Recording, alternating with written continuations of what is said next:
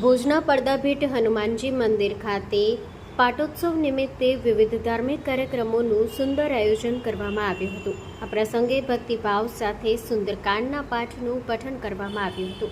તેમજ શ્રી સત્યનારાયણ ભગવાનની કથાનું પણ મંગલ આયોજન થયું હતું. મોટી સંખ્યામાં શ્રદ્ધાળુઓને દર્શન કરવા માટે પૂજારીએ આમંત્રણ આપ્યું હતું. JNT news Bhuj. મારું નામ દીપક કનકપુરી, પડદાભીટ મંદિરના પૂજારી. આ આપણે આયોજન કરેલ છે હનુમાન જયંતિનું પાઠ ઉત્સવ, જે આજે સવારના સુંદરકાંડના પાઠ અને સત્યનારાયણની કથા, બપોરે મહાપ્રસાદ અને સાંજના મેળો હશે. આ પડદાભીટ હનુમાન મંદિર છે, જે હરિભક્તોની જે મનોકામના અહીંયા પૂર્ણ થાય છે ખાલી એક શ્રીફળ ચડાવવાથી. અહીંયા હજારોથી માથે માણસો નીકળી જાય, 1000-2000થી માથે એટલી ભીડ હોય છે. સાંજના બહુ મેળો હોય, બપોરના જ આટલા માણસો હોય, 2-3 હજાર.